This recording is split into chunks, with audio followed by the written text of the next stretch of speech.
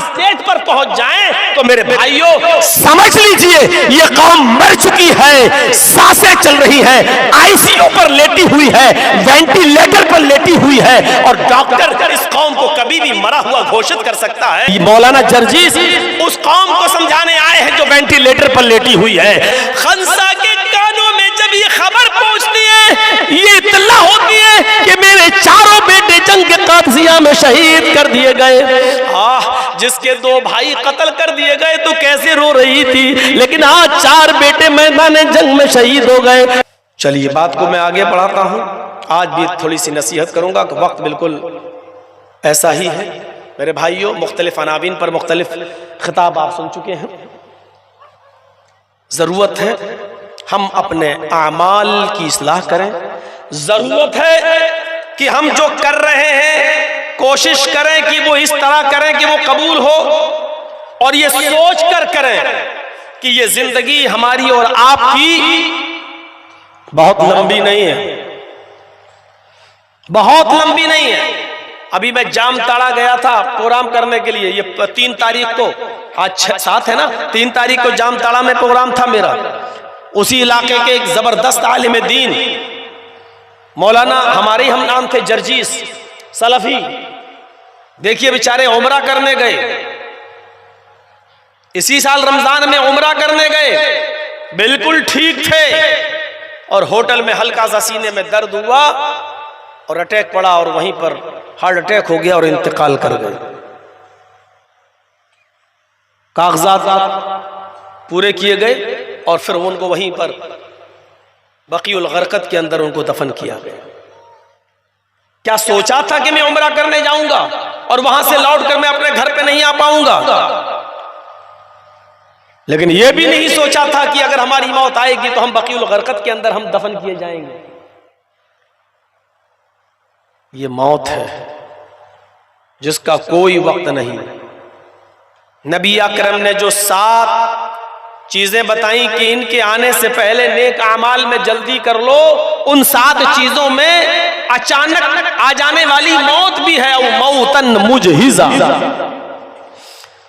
अचानक आ जाने वाली मौत से पहले नेक अमल कर लो। जब मौत आ जाएगी उसके बाद तुम अमल करना चाहोगे तो नहीं कर पाओगे, और मौत कब आ जाएगी हमें और आपको पता नहीं। मौत के बारे में कुरान करीम का अटल फैसला यह है, कुल्लु नफ्सिन ज़ाइक़तुल मौत, हर नफ्स को, हर जानदार को, हर जी रूह को मौत का मजा चखना है। हर नफ्स को, हर जान को, हर जी रूह को मौत का मजा चखना है। व इन्नमा तुवफ़्फ़ौना उजूरकुम यौमल क़ियामह, और तुम दुनिया में जो कुछ भी अच्छे बुरे अमल किए हो उसका पूरा का पूरा अज्र तुम पाओगे, तुम्हें दिया जाएगा क़यामत के दिन। अच्छा किया तो अच्छा, बुरा किया तो बुरा। व इन्नमा तुवफ़्फ़ौना उजूरकुम यौमल क़ियामह, क़यामत के दिन तुम अपने अमलों का पूरा पूरा बदला दिया जाएगा, पूरा पूरा अज्र तुम्हें दिया जाएगा। अच्छा किया तो अच्छा, बुरा किया तो बुरा, लेकिन मिलेगा जरूर।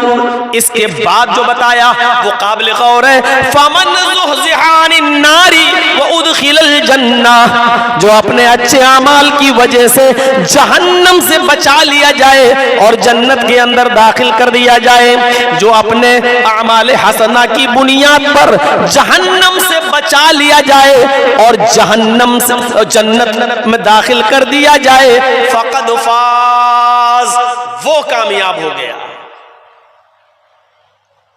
कामयाब कौन? जो जन्नत में दाखिल कर दिया गया और जो जहन्नम में से बचा लिया गया। ये सब होगा, हम सोचेंगे, और ये हर दौर में हुआ है। कोई आदमी ये सोचे कि हम कोई भी दीन का काम करें और उसकी मुखालिफत ना हो, तो ऐसा होगा नहीं, ऐसा होगा नहीं। आज लोग अपनी परेशानियों से इतना परेशान नहीं है जितना दूसरे के सुख से परेशान है, दूसरे के आराम से परेशान है। ये सूरत हाल है हर जगह। अब गौर कीजिए, मौलाना जर्जीस जैसी शख्सियत के पास जब ये फोन आए तो अंदाजा लगाइए कि कौम की बीमारी कहां तक बढ़ चुकी है कि जर्जीस साहब आप इस प्रोग्राम में आ रहे हैं? जी आ रहा हूं।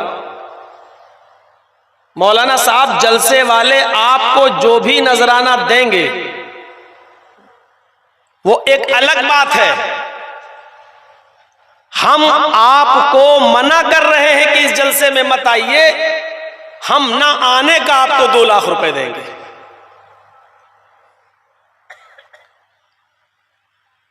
हालांकि मैं ना आता तब भी जलसा होता, प्रोग्राम होता, लेकिन इस फोन से आप अंदाजा लगा सकते हैं कि हमारी ज़हनियतें कहां तक चली गई हैं, हमारे मामलात कहां तक चले गए हैं, हम किस स्टेज पर आ गए हैं।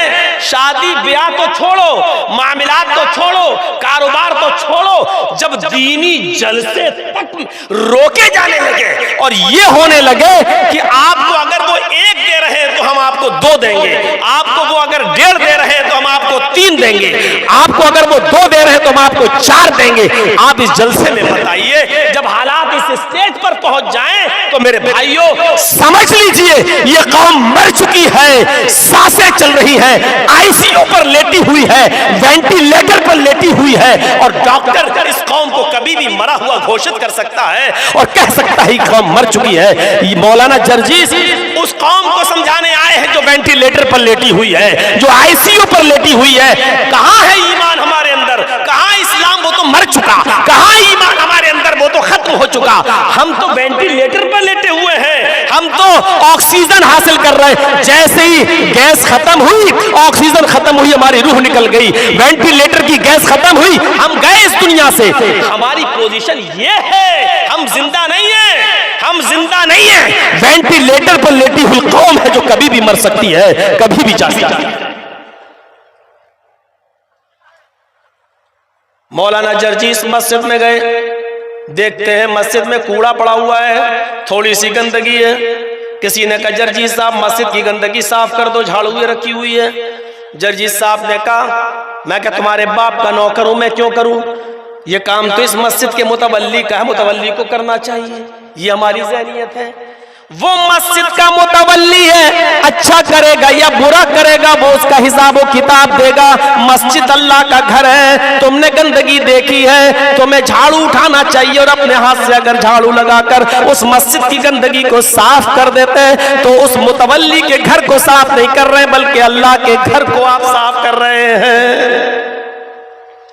जब उमर फारूक ने खालिद इब्ने वलीद को माजूल किया तो उनको बड़े बड़े ईसाइयों के बादशाहों ने तलब किया और कहा कि आए खालिद इब्ने वलीद तुम हमारे पास आ जाओ, हम अपनी बेटी की शहजादी की शादी तुम्हारे साथ करने को तैयार हैं। हमने सुना है उमर फारूक ने तुम्हें माजूल कर दिया, तुम्हें निकाल दिया, तुम्हारी इंसल्ट की है, तुम हमारे पास आ जाओ, हमारे दरबार में आ जाओ, हम आधी सल्तनत का हुक्मरान तुम्हें बना देंगे और अपनी शहजादी की शादी हम तुम्हारे साथ कर देंगे। इसका जवाब खालिद इब्ने वलीद ने जो दिया वो ये दिया, आए रूमी कुत्ते, आए रूमी कुत्ते मेरे ईमान का सौदा मत कर, आए रूमी कुत्ते मेरे ईमान का इम्तिहान मत ले। मैं हजरत उमर फारूक की फौज के कमांडरी से, चीफ कमांडर से मैं, कमांडरी से मैं माजूल हुआ हूँ, सिपाही की हैसियत से नहीं। मैं उस वक्त भी फौजी था, आज भी हूँ, पहले भी सिपाही था, आज भी हूँ। अब तो मेरे लिए इस जंग में लड़ना और आसान हो गया, पहले मैं जिम्मेदार था इसलिए थोड़ा सा मैं दबता था, अब तो मैं आजाद हो गया, अब मैं दुगनी ताकत से काफिरों का मुकाबला करूंगा। उमर फारूक ने मुझे कमांडरी से माजूल किया है, इस्लाम से नहीं किया है। और मैं जो जंग लड़ता हूँ वो उमर फारूक के लिए नहीं लड़ता हूँ बल्कि मैं ये जंग इस्लाम के लिए लड़ता हूँ, इस्लाम के लिए ये जंग में लड़ता हूँ। मेरे प्यारे साथियों, हमारे ज़हनों में ये तसव्वुर आना चाहिए कि ये मदरसा फला का नहीं है, फला का नहीं है, ये मदरसा तो मेहमानाने रसूल का है। इस मदरसे के अंदर तो जो तलबा आएंगे वो हाफिज बन के निकलेंगे, आलिम बनकर निकलेंगे। हमें किसी मस्जिद में जाना है, ये सोच के नहीं जाना है कि किसने बनवाई, बल्कि ये सोच के जाना है ये अल्लाह का घर है, हमें इसमें नमाज पढ़ना और वापस आ जाना है, हमें खुराफातों में नहीं पढ़ना है। मौलाना जर्जीस को आज इन लोगों ने बुलाया, मैं इन लोगों में भी आऊंगा। कल अगर इन लोगों के मुखालिफिन बुलाएंगे तो उनमें भी आऊंगा। मैंने अपनी नजर में कभी ये नहीं सोचा कि इनके यहाँ जाऊं, इनके यहाँ नहीं। कल तुम भी बुला के देख लेना मेरे भाइयों, मेरी नजर में ये नहीं है कि इन्होंने बुलाया तो इनके यहाँ नहीं जाएंगे, इन्होंने बुलाया तो इनके यहाँ नहीं जाएंगे। तुम भी बुलाओ, हम भी, ये भी बुलाएं, हमें कुरान हदीस उधर भी सुनाना, इधर भी सुनाएंगे। मेरे भाइयों, हमें किसी और कुरान हदीस में जो आया उससे इस्लाह हमें भी करना है, आपको भी करना है, कहने वालों को भी अमल करना है और सुनने वालों को भी अमल करना है। हम इस्लाम के मिजाज को समझने की कोशिश करें। फरमाया फमन ज़ुहज़िहा अनिन नारी व उदखिलल जन्ना, जो जहन्नम से बचा लिया गया और जन्नत में दाखिल कर दिया गया वो कामयाब। हम अपने अमल को देखें, अपना किरदार देखें, क्या हम जहन्नम से बचा लिए गए हैं? क्या हम जन्नत में दाखिल कर दिए गए हैं? या हमारे पास ऐसे अमाल हैं? इस आयत की शुरुआत होती है कुल्लु नफ्सिन ज़ाइक़तुल मौत। पहले आगाह किया जा रहा है कि मौत सबको आनी है, हर जी रूह को, हर जानदार को मौत का मजा चखना है। इस तसव्वुर को आप अपने दिमाग में रखिए। उसके बाद कहा जा रहा है जो कुछ भी दुनिया में करोगे, अच्छा या बुरा, तुवफ़्फ़ौना उजूरकुम यौमल क़यामह, अपने अमाल का पूरा बदला तुम पाकर रहोगे, वो बचेगा नहीं। फमन यअमल मिस्क़ाल ज़र्रतिन खैरन यरह व मन यअमल मिस्क़ाल ज़र्रतिन शर्रन यरह। जर्रा बराबर भी नेकी करोगे, जर्रा बराबर, राई के दाने के बराबर भी नेकी करोगे तो उसको भी तुम अपने नामे अमाल में देख लोगे, और राई के दाने के बराबर भी बुराई करोगे तो उसको भी तुम अपने नामे अमाल में देख लोगे। कोई चीज छिपी नहीं है। मौत आएगी, अब मैं मौत पे नहीं बोलूंगा, मौत आना है। मौत के वक्त या मौत जितना करीब आए हमारे, उस वक्त हमारी कंडीशन क्या होनी चाहिए, इस पर आज हम थोड़ी सी रोशनी डालना चाहते हैं अपने मुख्तसर से वक्त में। मौत तो आना है, मौत तो ऐसे लोगों को भी आती है जो समझते थे कि हम ही मौत के घाट उतारते हैं सबको। मौत तो आनी है। कोई अस्पताल में मर जाता है, कोई चारपाई पर बीमारी की हालत में मर जाता है, कोई एड़ियां रगड़ के मर जाता है, और कोई मौत ऐसी भी होती है कि मरते वक्त वो अपनी आंखों से जन्नत का दीदार कर लेता है और मरते वक्त उसके मुंह से ये कलमा निकलता, फुज़्तु बिरब्बिल काबा, काबे के रब की कसम में कामयाब हो गया, काबे के रब की कसम में कामयाब हो गया, काबे के रब की कसम में कामयाब हो गया, क्योंकि मरने से पहले जन्नत को मैंने अपनी आंखों से देख लिया। मौत ऐसे लोगों को भी आती है, मौत बच्चों को भी आती है, मौत जवानों को भी आती है, मौत बूढ़ों को भी आती है। लेकिन मौत के वक्त हमारी कंडीशन क्या होती है? हमारे ईमान का जायजा उसी वक्त हम महसूस करें, ईमान का जायजा उस वक्त लें। आइए मैं तुम्हें एक वाक़े की तरफ लेके चलना चाहता हूं। मौत की खबर सुनने के बाद या ये देखने के बाद कि मौत मेरे बिल्कुल करीब है या जल्दी हम जाने वाले, ये तो नहीं मालूम किसी को कि हम कब मरेंगे, ये तो किसी को नहीं मालूम। हजरत फातिमा रज़ी अल्लाह ताला अन्हा का वाक़या आपको मालूम है? नबी अकरम सल्लल्लाहु अलैहि वसल्लम के पास आई, मरजुल मौत में आई, नबी अकरम के बीमारी में आई। अल्लाह के रसूल रोजाना उठकर अपनी बेटी का बोसा लिया करते थे, लेकिन आज नहीं ले पाए, बिस्तर से नहीं उठ पाए। बुखारी किताबुल जनाइज, आज हजरत फातिमा खुद बिस्तर पर बैठ गई नबी के, और हजरत फातिमा ने खुद अपने बाप का, अपने अब्बू के चेहरे का बोसा लिया। नबी अकरम उस वक्त पानी के प्याले में अपना हाथ डालते जा रहे थे, पानी के बर्तन में अपना हाथ डालते जा रहे थे और पानी से भीगा हुआ वो हाथ अपने चेहरे पर मलते जा रहे थे। दोनों हाथ पानी में डाला और दोनों हाथों से अपने बदन पे पानी को मलना शुरू किया और कहते जाते थे इन्ना लिल मौति सकरात, इन्ना लिल मौति सकरात। मौत के लिए बड़ी बेचैनियां हैं, मौत के लिए बड़ी परेशानियां हैं, मौत के लिए बड़ी सख्तियां हैं। इंतकाल के वक्त अगर किसी को ज्यादा तकलीफ हो तो समझ लो कि यही तकलीफ तुम्हारे सय्यात और तुम्हारे गुनाहों का कफारा बन सकती है अगर हम इस पर सब्र करें तो। अल्लाह के नबी अपने दोनों हाथ पानी में डालते जाते और अपने जिस्म पर मलते जाते और कहते जाते इन्ना लिल मौति सकरात, मौत के लिए बड़ी बेचैनियां, मौत के लिए बड़ी परेशानियां, मौत के लिए बड़ी सख्तियां हैं। फातिमा रजी अल्लाह तआला अन्हा ने जब ये अल्फाज सुने तो चीख पड़ी, वाह कर बाबा, हाय मेरे अब्बू की बेचैनी, हाय मेरे अब्बू की परेशानी, हाय मेरे अब्बू की सख्ती।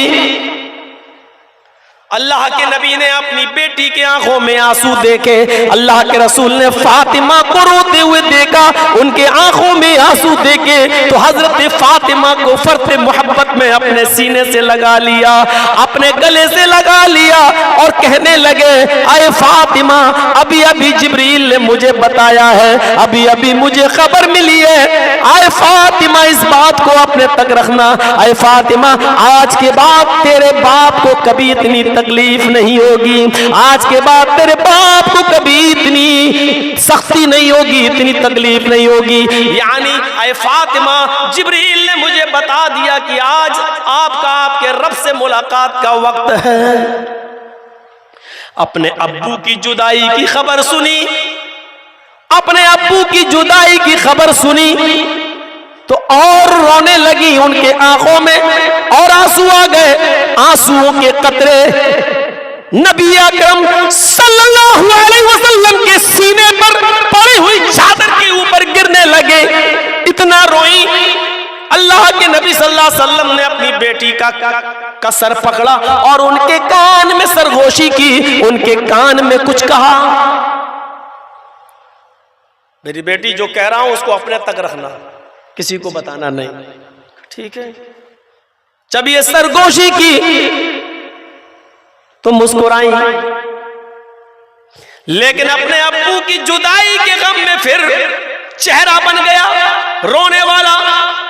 फिर अब नबी अकरम ने दोबारा पकड़ा और उनके सर को अपने करीब करके कान में एक और सरगोशी की, एक और बात कही चुपके से, अरे फातिमा इसको भी तो अपने तक रखना, किसी और से जाहिर मत करना। वो सरगोशी जब सुनती हैं तो मुस्कुरा देती हैं, हंसने लगती हैं, चेहरे पर मुस्कुराहट आ जाती है और फिर मुस्कुराती रही।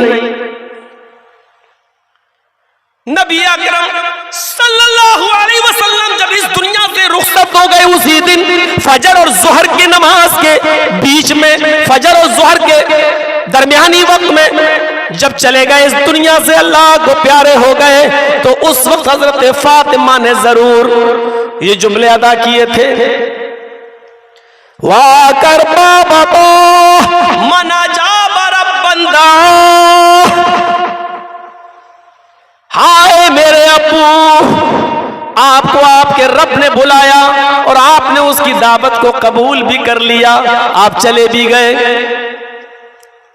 वाह कर बाबा तो मना जा बरब बंदा, वाह कर बाबा तो इला जिब्रील नना, वाह कर बाबा तो मन जन्नतुल फिरदौसी मावा, हाय मेरे अब्बू आपका ठिकाना तो जन्नतुल फिरदौस है, आपका घर तो जन्नतुल फिरदौस है, आपका मकान तो जन्नतुल फिरदौस में।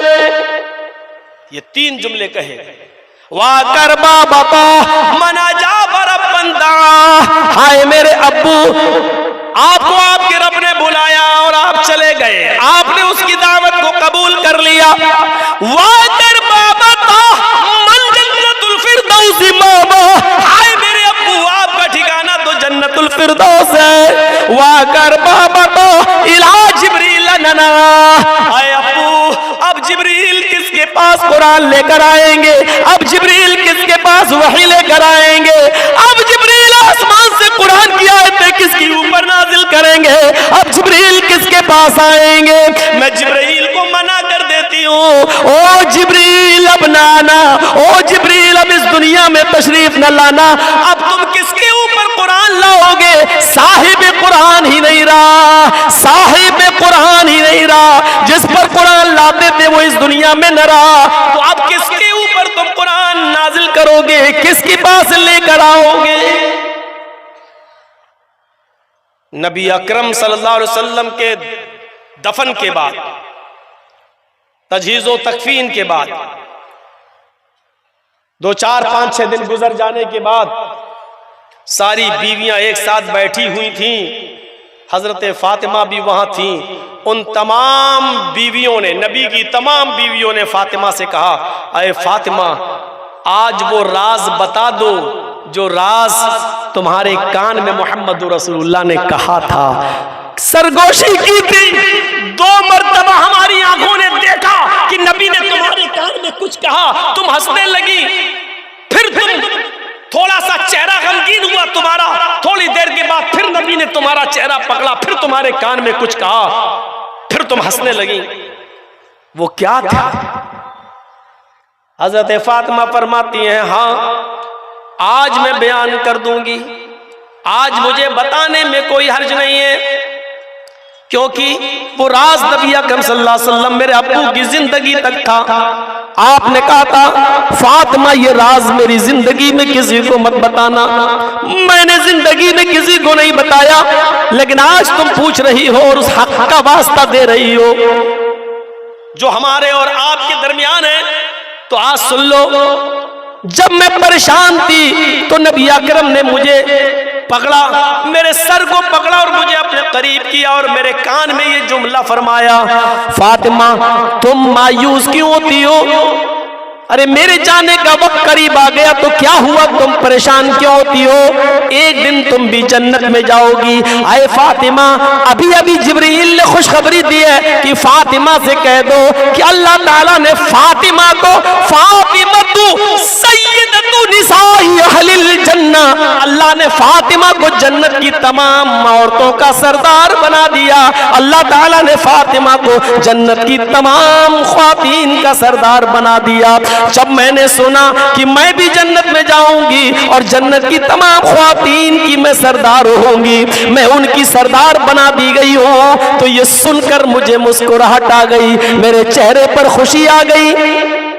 लेकिन थोड़ी देर के बाद मैं फिर गमगीन हो गई, इसलिए कि मेरे अब्बू का आखिरी वक्त था। मेरे अब्बू परेशानी के आलम में थे, बार बार पानी के प्याले में हाथ डालते और पानी को अपने जिस्म पे मलते जा रहे थे और कहते जा रहे थे कि इन्ना लिल मौति सकरात, मौत के लिए बड़ी सख्तियां हैं, मौत के लिए बड़ी बेचैनियां हैं। जब नबी अकरम ने ये कहा मेरे अब्बू ने, तो मुझे फिर गम के बादल मेरे ऊपर मुड़ला गए, छाने लगे। मैं फिर रोने लगी तो मुझे पकड़ा और मेरे कान में कहा, फातिमा तुम्हें गम करने की जरूरत नहीं है, मेरे अहले बैत में एक और खुशखबरी सुनो, एक और खुशखबरी सुनो, इसको खुशखबरी कह रहे हैं, एक और खुशखबरी सुनो। आए फातिमा, मेरे अहले बैत में, मेरे खानदान में, मेरे घर में, मेरे अहले बैत में अगर सबसे पहले मुझसे कोई मुलाकात करेगा, यानी मेरे पीछे पीछे जो सबसे पहले आएगा, मेरे अहले बैत में जो सबसे पहले इंतकाल करेगा, मेरे पीछे पीछे जो सबसे पहले मेरे पास आएगा, वो मेरी बेटी फातिमा तुम होगी, वो मेरी लख्त जिगर तुम होगी। यानी मैं जा रहा हूं, मेरे पीछे पीछे मेरे घर में, मेरे खानदान, मेरे अहले बैत में तुम्हारा नंबर है, सबसे पहले तुम्हारी मुलाकात मुझसे होगी। जब मैंने ये सुना तो मेरे चेहरे पे मुस्कुराहट आ गई। मौत को करीब देखकर मुस्कुराहट आती है क्या? अगर आपको पता चल जाए कि कल आप मरने वाले हैं तो मुस्कुराएंगे? आपको पता चल जाए कि 1 हफ्ते 2 हफ्ते ही की मेरी जिंदगी रह गई है तो आपके चेहरे पर मुस्कुराहट आएगी? नहीं। हजरत फातिमा मुस्कुरा रही हैं। ये खुशखबरी सुनी कि अहले बैत में सबसे पहले मैं आपसे मिलूंगी, तो मुस्कुरा दी, खुश हो गई।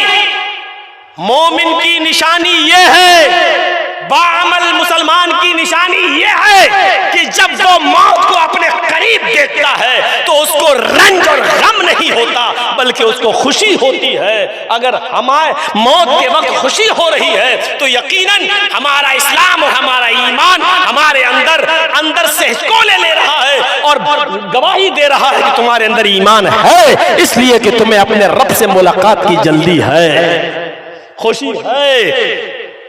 लेकिन यहाँ तो हालात बहुत करीब है। मौलाना साहब कोई डॉक्टर बताओ हार्ट का, यहाँ तो बहुत अच्छे डॉक्टर नहीं है। एक आदमी बेचारा अपना इलाज कराने के लिए, आपके यहाँ इलाज नहीं सही हुआ तो गुड्डा चला गया, गुड्डा नहीं हुआ तो भागलपुर चला गया, भागलपुर में भी ज्यादा अच्छा नहीं तो रांची चला गया, यहाँ पर भी अच्छा नहीं हुआ तो एम्स में चला गया, ऑल इंडिया हॉस्पिटल चला गया। मेरे भाइयों, लोग अपनी जान बचाने के लिए क्या से क्या नहीं करते। मैं ये नहीं कह रहा हूं कि नहीं करना चाहिए, लेकिन मौत को करीब देखकर घबराहट होना, मौत को करीब देखकर चेहरे पे पसमुर्दगी आना, मौत को करीब देखकर बेचैनी होना, समझ लो कि कहीं ना कहीं हमारे ईमान में कमजोरी है। हम कहीं ना कहीं हम दाल में काला है, हमारे अमाल अच्छे नहीं रहे हैं। इसलिए कि मौत के वक्त तो खुशी होनी चाहिए, या मौत को करीब देखकर चेहरे पे मुस्कुराहट होनी चाहिए, क्योंकि रब से मुलाकात का वक्त करीब है। लेकिन आप थर्ड क्लास की जिंदगी से फर्स्ट क्लास की जिंदगी पर जा रहे हैं, ये गिरी हुई जिंदगी से अफजल जिंदगी की तरफ जा रहे हैं, थर्ड क्लास से फर्स्ट क्लास की तरफ जा रहे हैं, और चेहरे पर रौनक नहीं है, चेहरे पर पसमुर्दगी है, मायूसी है, गम है। तो समझ लो कि मेरे भाइयों के हमारे ईमान में कमजोरी। कितने वाकयात सुनेंगे आप, कितनी दलीलें इस किस्म की आपके सामने रखी जाएं। इसी मरजुल मौत में, इसी बीमारी में नबी अकरम की बीवियां भी नबी अकरम के पास बैठी हुई थी। सुनिए, नबी अकरम सल्लल्लाहु अलैहि वसल्लम की बीवियां भी नबी अकरम के पास बैठी हुई थी, और आपकी एक बीवी आयशा ने सारी बीवियों के सामने अल्लाह के रसूल से पूछ लिया, अय अल्लाह के रसूल, अय अल्लाह के नबी, इस वक्त सारी बीवियां आपके पास हैं, अल्लाह आपको शिफा दे, मान लीजिए अगर आप इस दुनिया से रुखसत हो गए, आप चले गए, तो आप आज मुझे बताइए, बुखारी शरीफ की हदीस के अल्फाज हैं, अल्लाह के नबी से नबी की बीवियां पूछ रही हैं, और आयशा पूछ रही हैं सारी बीवियों के सामने कि आज सारी बीवियां आपके पास बैठी हुई हैं, इतना बता दीजिए कि आपके इस दुनिया से रुखसत होने के बाद आपकी इन बीवियों में से कौन सी बीवी आपसे सबसे पहले मिलेगी। वो तो हो गया बेटी का मसला, खानदान का और पहले बैत का मसला। बीवियों में सबसे पहले कौन सी बीवी आपसे मिलेगी। अब नबी अकरम सल्लल्लाहु अलैहि वसल्लम इतनी बीवियों के सामने किस बीवी का नाम ले रहे हैं। अगर नाम लेंगे तो दूसरे को बुरा ना लग जाए। आप मुस्कुराए और आपने कहा इतनी बीवियों, जो हमारी बीवियां मेरे करीब बैठी हुई हैं, उनमें से एक है जो सबसे पहले मुझसे मिलेगी। हज़रत आयशा कहती है वही तो सुनना चाहती हूँ, कौन है वो खुश नसीब। खुश नसीब, गौर कीजिए, यानी मौत सबसे पहले जिसको आए वो खुश नसीब। इन जुमलों पर गौर कीजिए, कौन है वो खुश नसीब जो सबसे पहले आपसे मिलेगी। नबी अकरम ने किसी का नाम नहीं लिया, लेकिन फरमाया हाँ एक बीवी है जो सबसे पहले मुझसे मिलेगी, और उसकी पहचान यह है कि उसके हाथ सबसे ज्यादा लंबे होंगे। उसके हाथ सबसे ज्यादा लंबे होंगे। बैठी रही बीवियां, लेकिन तजस्सुस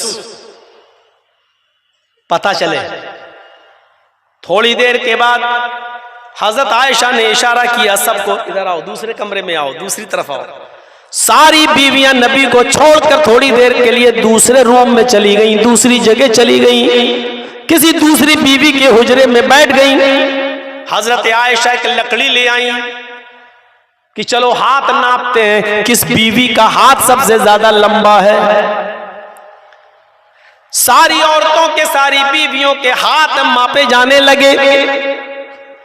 जब मापना शुरू किया, इसका नापा, इसका मापा, इसका मापा, इसका मापा, जब सारी बीवियों के हाथ माप लिए गए तो पता चला आपकी बीवियों में सबसे ज्यादा लंबे हाथ हजरत सौदा रजी अल्लाह ताला अन्हा के हैं।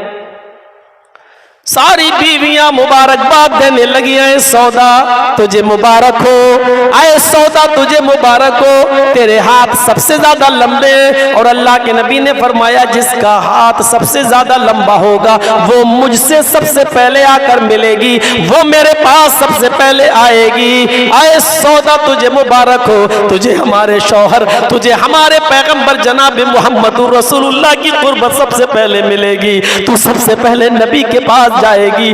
हम पूरी जिंदगी नबी की खिदमत नहीं कर सके, लेकिन नबी के इंतकाल के बाद तुझे ये शर्फ हासिल होगा कि तू सबसे पहले मोहम्मदुर रसूलुल्लाह से मिलेगी।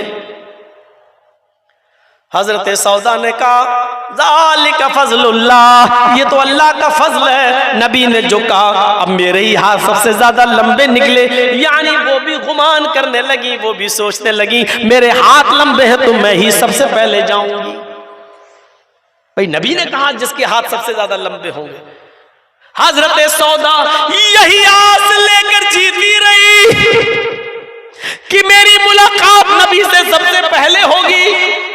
सारी बीवियां सौदा पर रश्क करने लगी कि ये लो सौदा सबसे पहले नबी अकरम के पास जाएगी, इसका इंतकाल नबी के बाद बीवियों में सबसे पहले इसी का होगा।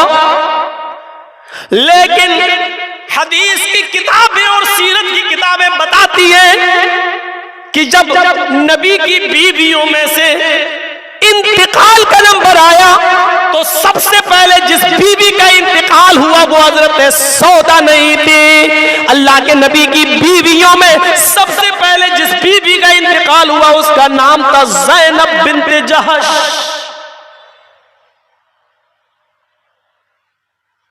जबकि हाथ लंबे थे सौदा के, लेकिन इंतकाल सबसे पहले किसका हुआ? बीवियों में ज़ैनब बिन्त जहश का। ज़ैनब बिन्त जहश का इंतकाल, सारी औरतें, सारी बीवियां नबी की एक दूसरे का चेहरा देखने लगी, ये क्या हुआ? हाथ तो लंबे थे सौदा के, सौदा भी सोचने लगी। हजरत आयशा कहती हैं अब समझ में आया मुहम्मदुर रसूलुल्लाह सल्लल्लाहु अलैहि वसल्लम के कहने का मकसद क्या था। हम ही लोग नबी अकरम की जबान से निकलने वाले जुमलों को समझ नहीं पाए। नबी अकरम ने सिर्फ इतना कहा था अतवलुकुन्ना यदन, तुम में हाथ जिसका सबसे ज्यादा लंबा होगा वो सबसे पहले मुझसे मिलेगी। लेकिन आए नबी की बीवियों, आए हमारी बहनों, लंबे हाथ से मुराद लंबाई और चौड़ाई में हाथ का लंबा होना नहीं। हम लोगों में जिसका हाथ लंबा, ये लंबाई और चौड़ाई मुराद नहीं। नबी अकरम ने कहा जिसका हाथ सबसे ज्यादा लंबा होगा, इससे मुराद ये कि जो सदका और खैरात करने वाली सबसे ज्यादा होगी, अल्लाह की राह में खर्च करने वाली सबसे ज्यादा होगी। और हम तमाम बीवियों में इसमें कोई शक नहीं, ज़ैनब बिन्त जहश सबसे ज्यादा सदका करने वाली, सबसे ज्यादा खैरात करने वाली, अपने पास कोई माल बचा कर न रखने वाली, अगर सबसे ज्यादा कोई सदका और खैरात में आगे बढ़ने वाली अगर कोई बीवी थी तो ज़ैनब बिन्त जहश थी। आज मुझे समझ में आया कि मोहम्मद रसूलुल्लाह ने किसी बीवी का नाम क्यों नहीं लिया, अतवलुकुन्ना यदन क्यों कहा? जिसका हाथ सबसे ज्यादा लंबा होगा। यदन का एक हाथ यानी होना तो चाहिए थे जिसके दोनों हाथ सबसे ज्यादा लंबे होंगे, लेकिन नबी ने दोनों हाथ नहीं कहा, यदन का अतवलुकुन्ना यदन, तुम में सबसे ज्यादा लंबा हाथ जिसका होगा। लंबे हाथ से मुराद देने वाला हाथ, लुटाने वाला हाथ, खैरात करने वाला हाथ, सदका करने वाला हाथ, अपने पास कुछ भी बचाकर न रखने वाला हाथ, ये ज़ैनब बिन्त जहश का था। आए ज़ैनब, तू इस दुनिया से रुखसत हो गई और मैं समझ भी नहीं पाई।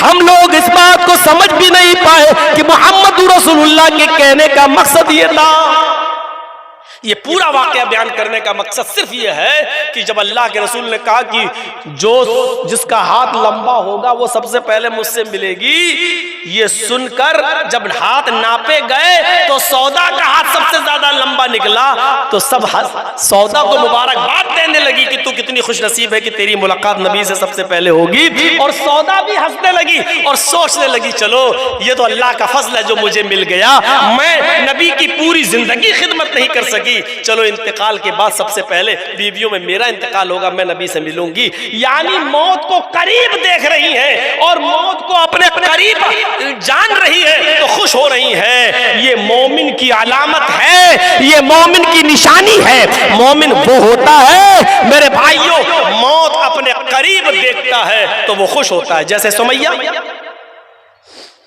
एक पैर इस ऊंट से, दूसरा पैर दूसरे ऊंट से बांधा गया, इंदामे निहानी में नेजा दाखिल कर दिया गया। तबकात के अल्फाज इब्ने साद ने तबकात में लिखा, अबू जहल ने कोड़ा उठाया होता है, सुमैया तेरी शर्मगाह में नेजा दाखिल कर दिया गया, पीछे से हाथ बंधे हुए और फिर भी कह रही है कि अल्लाह पर ईमान नहीं छोड़ सकती। अब तैयार हो जा, अब इन ऊंटों को मैं मारूंगा, एक पूरब की तरफ भागेगा, एक पश्चिम की तरफ भागेगा।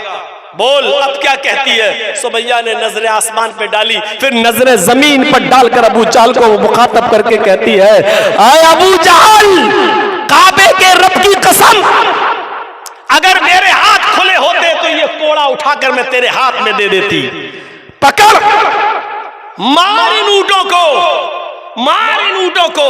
क्यों अपना टाइम बर्बाद कर रहा है, क्यों अपना वक्त बर्बाद कर रहा है? आए अबू जहल, काबे के रब की कसम, जितनी देर तू इन ऊंटों को भगाने में लगा रहा है उतनी देर मुझे रब की जन्नत में दाखिल होने में लग रही है। आए अबू जहल, इस जन्नत को मैं अपनी आंखों से देख रही हूँ, उसकी महक, उसकी खुशबू मेरी नाक तक आ रही है। आए अबू जहल, जितनी देर तू इन ऊंटों को भगाने में लगा रहा है उतनी देर मुझे जन्नत में जाने में लग रही है। पैर बंधे हैं, इंदामे निहानी में शर्मगाह में नेजा दाखिल हो चुका है, मौत को अपने करीब देख रही है, उसको मालूम है कि ये पैर इस ऊंट से बंधा है, ये पैर इस ऊंट से बंधा है, ये ऊंट भागेंगे, मैं 20 से 2 टुकड़े हो जाऊंगी, लेकिन जन्नत को अपने करीब अपनी आंखों से देख रही है तो कह रही है जल्दी भगा। जितनी देर तो इन ऊंटों को भगाने में लगा रहा है उतनी देर मुझे जन्नत में जाने में लग रही है। मौत को अपने करीब देखती है तो चेहरे पर मुस्कुराहट आ रही है। ये है मोमिन की अलामत, ये है मोमिन की पहचान। हम अपना जायजा लें, अपने गरीबानों में बटन खोलकर और गरीबानों में झांके कि हम कैसे मोमिन हैं, हम कैसे मुसलमान हैं। हम अपनी खुद परेशानी से उतना परेशान नहीं है जितना दूसरे के सुख से परेशानी। ये कैसे खा रहा है, इसके घर में बिरयानी की खुशबू कैसे आ रही है, आज हम इस चीज से परेशान हैं। तबाह कर दिया इस सिस्टम ने, तबाह कर दिया मुआशरे और समाज को इस सिस्टम ने। और जो माल आए वो अकेला हमें मिले, आपका हक नहीं है। अकेले उस पर कब्जा करना चाहते हैं हम, चाहे जैसे मिले दौलत हमें मिले, दूसरा इसमें भागीदार ना हो। जैसे गांव में एक बैल मर गया हो, गांव में एक बैल मर गया, एक कुत्ता उसके गोश्त को नोच नोच के खा रहा है, उस बैल के गोश्त की बदबू दूसरे कुत्तों को लगती है, वो भी उसी गांव के, वो भी गोश्त खाने के लिए, मरे हुए सड़े हुए बैल का गोश्त खाने के लिए आ जाते हैं। लेकिन ये गांव का कुत्ता उन तमाम कुत्तों को भगा रहा है, खाने नहीं देता, भौंकता है, खाने नहीं दे रहा है, और इतना भौंकता है कि गांव के उन कुत्तों को भगा देता है, लेकिन खाने नहीं देता इस बैल को। अरे ये कुत्ता कितना गोश्त खा लेगा? 1 किलो, 2 किलो, 3 किलो, ज्यादा से ज्यादा 5 किलो। यहां तो पूरा 3 कुंटल पड़ा हुआ है, 3 कुंटल। लेकिन कुत्ते की फितरत ये कहती है कि बर्बाद होता है तो हो जाए, नालियों में बहता है तो बह जाए, सड़ता है तो सड़ जाए, नदियों में बहाना पड़े तो बहा दो, लेकिन हम अकेले खाएंगे, दूसरे कुत्ते को नहीं खाने देंगे। इसका बर्बाद हो जाना मुझे पसंद है, लेकिन दूसरे कुत्ते को इसका गोश्त खिलाना पसंद नहीं है। आज ये कुत्ते जैसी सिफत हमारे अंदर आ चुकी है। सुनना पड़ेगा, मुझे बुलाओगे तो सुनना पड़ेगा। अल्लाह की कसम तुम्हें नहीं, तुम्हारे बाप को भी सुनना पड़ेगा। ये अथॉरिटी, ये पावर मुझे तुमने नहीं दिया है, ये अथॉरिटी, ये पावर मुझे शरीयत ने दिया है, सुनना पड़ेगा। आज ये सिफत, आज ये चीज आज हमारे अंदर आ चुकी है, हमारे मुआशरे में, हमारे समाज के अंदर ये रच गई और बस गई है। हम दूसरे को बर्बाद कर रहे हैं, लेकिन ये नहीं देखते कि हम उसके साथ कितना बर्बाद हो रहे हैं। हम कितना, अरे भाई आप किसी का पीछा कर रहे हैं, वो भाग रहा है, तो आप क्या समझ रहे हैं कि वही थक रहा है? सिर्फ नहीं, उसको पकड़ने के लिए आप उससे ज्यादा तेज स्पीड में भाग रहे हैं, क्योंकि उससे ज्यादा तेज नहीं भागेंगे तो आगे वाले को नहीं पकड़ पाएंगे। आप उससे ज्यादा तेज भाग रहे हैं, और जाहिर है कि जितना वो थक रहा है उससे डबल आप थक रहे हैं, उससे ज्यादा आप थक रहे हैं, क्योंकि उससे ज्यादा तेज रफ्तार से आप चल रहे हैं। तो आप ये ना समझो कि जिसको आप बर्बाद करना चाहते हो वो अकेले बर्बाद हो रहा है, नहीं, उससे ज्यादा आप बर्बाद हो रहे हो। मौलवी जर्जीस को इटावा के जिस मौलवी ने जेल की सलाखों तक पहुंचाया है, यह सोचकर कि इसको हम तकरीरी दुनिया से बेदखल कर देंगे, पूरे हिंदुस्तान में रुसवा कर देंगे, आज उसका यह हाल है कि उसकी जमीन बिक गई, उसकी जायदाद बिक गई, उसका जो बहुत बड़ा प्लॉट था वो बेच दिया है। आज वो घर से बाहर इसलिए नहीं निकल रहा है कि अगर हम किसी भी इलाके में चले गए तो लोग मेरे बारे में जानते हैं कि ये मौलवी जर्जीस को जेल की सलाखों में पहुंचाने वाला ये, तो कहीं बाहर के लोग जमाती दुश्मनी में हमें मार न दे। वो घर की चार दीवारी तक महदूद होकर रह गया है, लेकिन हमको बर्बाद करने के चक्कर में उसने अपने आप को बर्बाद कर लिया है, अपने आप को लुटा लिया है। कमा तुदीन तुदान, ये अरबी जबान का मकूला है, जैसा तुम करोगे वैसा भरोगे। ये तो मेरे भाइयों कानून फितरत है। दो कानून होते हैं, एक कानून कुदरत, एक कानून फितरत, लॉ ऑफ नेचर। कुदरत माफ कर सकती है, फितरत माफ नहीं करती है, इस बात को याद रखिएगा। आपने शराब पी, तौबा की अल्लाह मुझे माफ कर दे, कानून शरीयत आपको माफ कर सकता है, अल्लाह आपको माफ कर देगा। लेकिन शराब जितनी गंदी चीजों से मिलकर बनी है और आपके पेट तक पहुंच गई है, अब आप ये सोचो कि ये अपना काम ना करे, ये शराब का कतरा आपके लीवर को खराब करेगा। ये लॉ ऑफ नेचर है, और नेचर किसी को माफ नहीं करता है, फितरत किसी को माफ नहीं करती है। कुदरत माफ कर देगी, शरीयत माफ कर देगी, लेकिन फितरत माफ नहीं करती है। आपने बाप को मारा, दुआ अल्लाह से तौबा कि अल्लाह मुझे माफ कर दे, अल्लाह माफ कर सकता है अगर बाप ने माफ कर दिया मेरे भाइयों। लेकिन लॉ ऑफ नेचर ये कहता है कि अगर तुम अपने बाप को मारोगे तो तैयार रहो कल अपनी औलाद से पिटने के लिए, क्योंकि तुम्हारी औलाद तुम्हें मारेगी। अगर तुमने अपनी माँ को घर से निकाला तो तैयार रहो कल तुम्हारी औलाद भी तुम्हें अपने घर से निकालेगी। ये लॉ ऑफ नेचर है जो कभी माफ नहीं होता है। कुदरत शरीयत माफ कर सकती है, फितरत माफ नहीं करती है। तुम दूसरों के साथ बुरा करो फिर सोचो कि हमारे साथ अच्छा हो जाए, ये हो नहीं सकता। नेचर माफ नहीं करता है, नेचर माफ नहीं करता है, याद रखिएगा। शरीयत में माफी है, नेचर में, फितरत में माफी नहीं है। तुम दूसरों के साथ बुरा करोगे तुम्हारे साथ भी बुरा होगा। कमा तुदीन तुदान, जैसा करोगे वैसा भरोगे। ये होना ही है, ये देखोगे तुम अपनी आंखों के सामने ये मंजर। मेरे भाइयों, अरब की एक खातून का नाम है खंसा। उस खंसा के दो जमाने गुजरे हैं, एक जमाना जमाने जाहिलियत और दूसरा इस्लाम लाने के बाद। खंसा बहुत बड़ी अरब की शायरा थी और मरसिया तो बड़ा अच्छा पढ़ती थी। उसको अरब के लोगों ने एक लक़ब दिया था अरसल अरब, अरब की सबसे बड़ी मरसिया गो, अरब की सबसे बड़ी मरसिया पढ़ने वाली।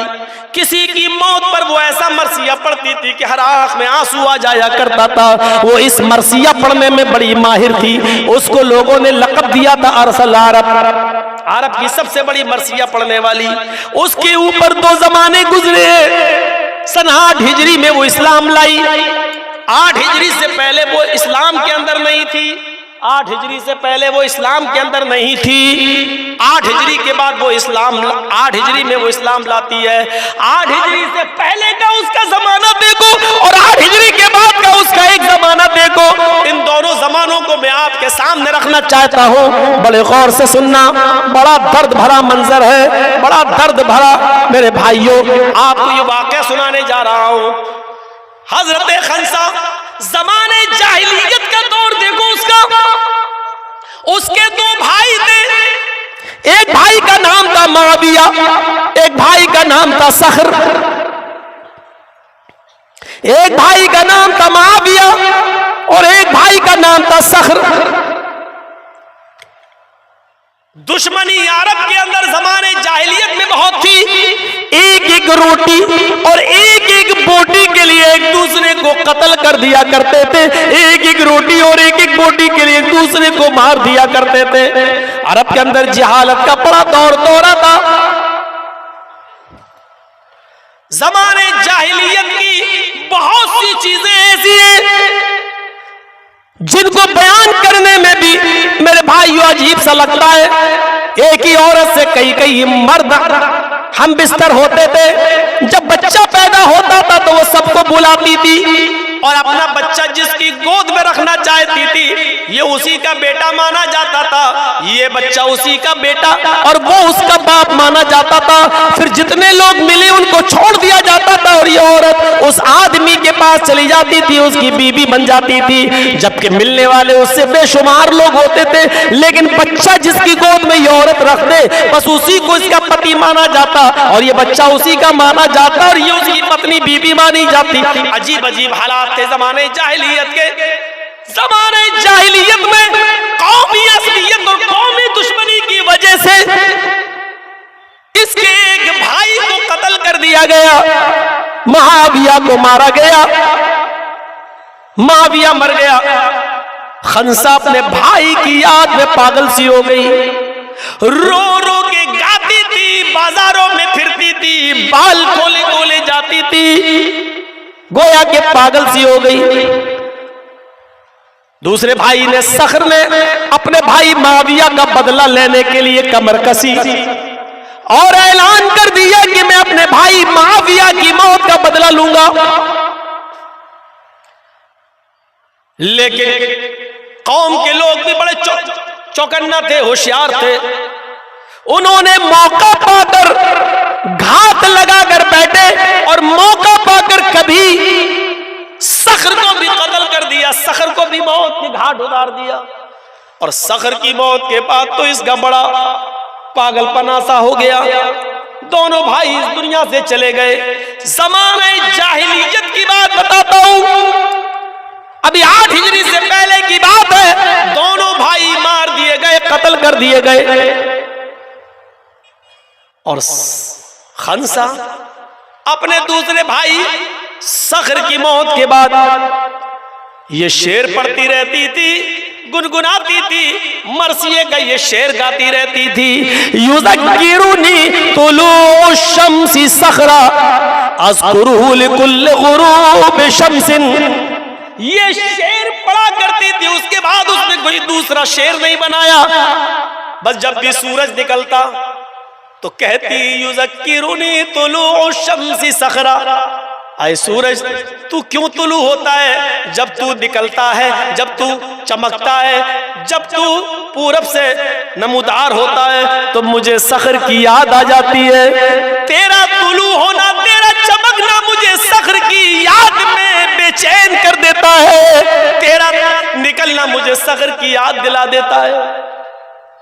और कीजिए, हर जब भी सूरज निकलता है, रोज वो यही कहती युज़क्किरुनी तुलू शम्सी सखरा, आए सूरज तू निकलता है तो मुझे सख्र की याद आ जाती है। गोया के सूरज से शिकायत कर रही है, आए सूरज तू निकलना बंद कर दे, आए सूरज तू न निकला कर, आए सूरज तू क्यों चमकता है, आए सूरज तू क्यों नमूदार होता है, आए सूरज तू क्यों बेदार क्यों आता है, क्यों चमकता है। जब भी तू चमकता है तो मुझे मेरे भाई सख्र की याद दिला देता है।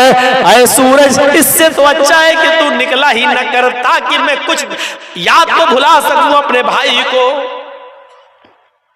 फिर जब वो रात में बिस्तर पे जाती थी और शाम को जब सूरज गुरूब होता था तो सूरज गुरूब होते वक्त फिर कहती थी अज़कुरुहु लिकुल्लि गुरूब शम्सिन, मैं उसको याद करती हूँ सूरज के डूबते वक्त भी। यानी जब सूरज डूबता है तो मुझे सखर की याद आती है। यानी वो ये कहना चाह रही है, आए सूरज तू क्यों छिपता है, तू क्यों गुरूब होता है, तू क्यों डूबता है, तू क्यों छिप जाता है?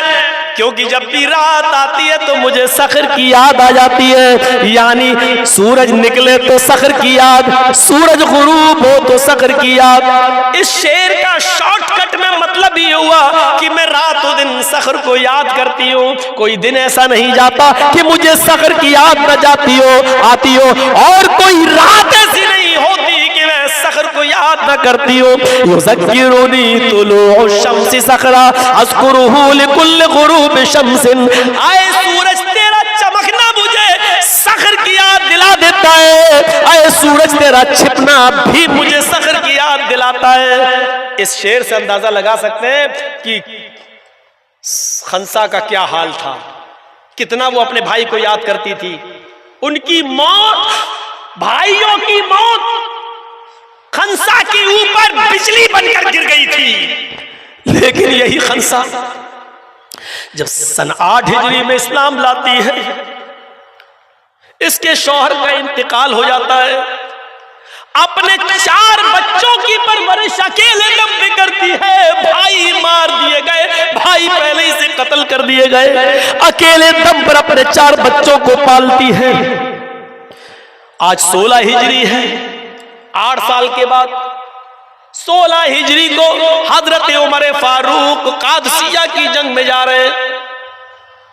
पूरा गिरोह कादसिया की जंग के लिए निकल रहा है, पूरा काफिला जंग कादसिया के लिए रवाना हो रहा है। अब इस्लाम लाने वाले ये बच्चे भी पीछे कैसे रह सकते हैं? हजरत खंसा एक बेटे को नहीं, 2 को नहीं, 3 को नहीं, बल्कि अपने 4 बेटों को उस मैदान जंग में भेजती है। जिसके 2 बेटे जिसके 2 भाई इंतकाल कर गए, मार दिए गए, तो खंसा पागल थी, अपने भाई को याद करती थी। ये जमाने जाहिलियत का दौर था। इस्लाम लाने के बाद, ईमान लाने के बाद अब उसको परवाह नहीं है। ये 4 बेटे अगर चारों कत्ल हो गए तो मेरा क्या होगा, मेरी देखरेख कौन करेगा? कोई परवाह नहीं, अपने 4 बेटों को मैदान जंग में रवाना करती है। और जब ये 4 बच्चे दरवाजे तक पहुंचते हैं, घोड़ा लेकर, तलवार लेकर जब दरवाजे तक पहुंचते हैं, तो खंसा का खुतबा सुनो, खंसा की तकरीर सुनो, खंसा का खिताब सुनो, खंसा का लेक्चर सुनो। खंसा कहती है, मेरे बच्चों जा रहे हैं, याद रखना, मैं इस्लाम के झंडे को गिरता हुआ नहीं देख सकती। आए मेरे बेटों, एक बात याद रखना, जिस तरह तुम्हारी मां एक है, तुम 4 बच्चों की मां एक है, उसी तरीके से तुम 4 बच्चों का बाप भी एक है। मां अपने बेटों से कह रही है, जिस तरह तुम्हारी मां 4 की एक है, तुम्हारा बाप भी एक है। यानी आए मेरे बेटों, मैं अल्लाह की कसम खा के कहती हूं कि मैंने तुम्हारे बाप की अमानत में कोई खयानत नहीं की है। ऐसा नहीं कि किसी की रगों में किसी बाप का खून और किसी की रगों में किसी दूसरे बाप का, नहीं नहीं। ऐ मेरे बेटो, तुम सब ने अपनी माँ का दूध पिया है, तो तुम सब की रगों में एक ही बाप का खून दौड़ रहा है। तुम सब एक ही माँ के बेटे हो, तो एक ही बाप के भी बेटे हो। ऐ मेरे बेटो, मैदान जंग में मैं तीर अगर आए तो तीर में पीठ पर नहीं देखना चाहती। मैदान जंग में अगर लड़ना है तो बहादुरों की तरह लड़ना, तीर खाना है तो सीने पे तीर खाना। ऐ मेरे बेटो, मैं तीर को तुम्हारे पुष्प पर, पीठ पर नहीं देखना चाहती। ऐ मेरे बेटो, सिरा उतार देना, बहादुरों की तरह लड़ना, सिरा मौत से बचने का एक बहाना ढूंढ लेता है। अगर तुम ज़रा पहनोगे तो ये मौत इससे बचने का एक बहाना ढूंढ लेता है।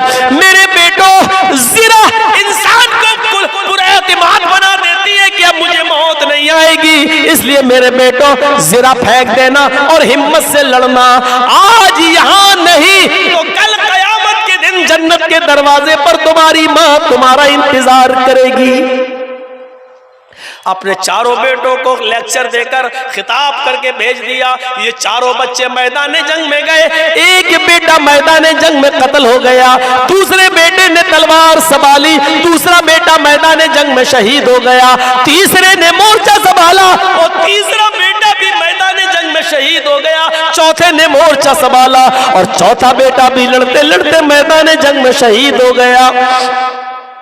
जंग के खात्मे के बाद खबर आती है और खंसा को बताया जाता है, खंसा तेरे चारों बेटे मैदान जंग में शहीद हो गए और अल्हम्दुलिल्लाह चारों बेटों ने सीने पर तीर खाया था, चारों बेटों ने गर्दन पे तलवार चलवाई थी, चारों बेटों में से किसी के पीठ पर कोई जख्म नहीं है, चारों ने सीनों पर अपने तीर खाए हैं। खंसा के कानों में जब ये खबर पहुंचती है, ये इत्तला होती है कि मेरे चारों बेटे जंग के कादसिया में शहीद कर दिए गए।